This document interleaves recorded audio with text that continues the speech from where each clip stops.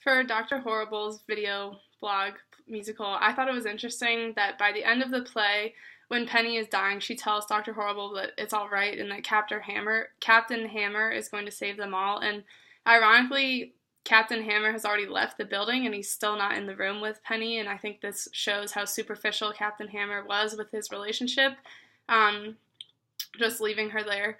And it also shows how foolish she was for trusting him and his motives for being a hero. The values that I thought were being represented, there was emphasis on being truthful about your aspirations, and it's clear that Dr. Horrible is obviously very, knows why he wants to be in the League of Villains is because he wants to bring that social change. Um, and it's also very contrasting that Captain Hammer does good things, but he does it for his own self-motivations, just for, the glory. And this is why Penny finds him so attractive, which is very ironic because he's very surface level.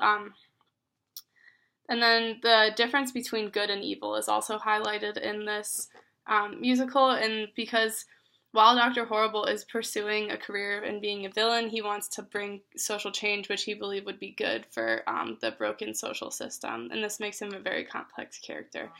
Something I didn't completely understand and did more research was why this was written in the first place, and I found out that it was actually written during a massive writer's strike in 2008, and the playwright had little to no funding for producing this, but he also had no restrictions from agencies, and the success of this piece at the time was a huge hope to writers that there was a second way to have success, even aside of going through the big mainstream television.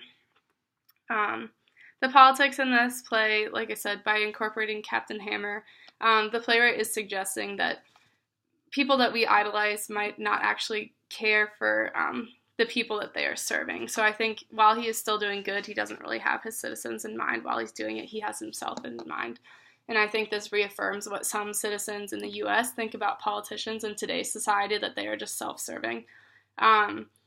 And then it's just because he's one of the city's leaders, but he doesn't really care for the individual people. One song that I chose to analyze was the song My Eyes, and I found this song very musically interesting, with the juxtaposition of the dueling verses with Dr. Horrible and Penny. And this also further emphasized the politics of the play for me. Through Penny's lyrics, we can see how fickle she is about Dr. Hammer's true personality and about how the world she thinks is in harmony, and Dr. Horrible still sees the world for what it is, realistically. And I thought that was a really cool song. Two questions I have were, at the end of the play, do you think Dr. Horrible regrets attaining his goal of being admitted into the League of Villains because of Penny's loss? And then secondly, do you think had Penny not died, she would have broken up with Captain Hammer to pursue Dr. Horrible?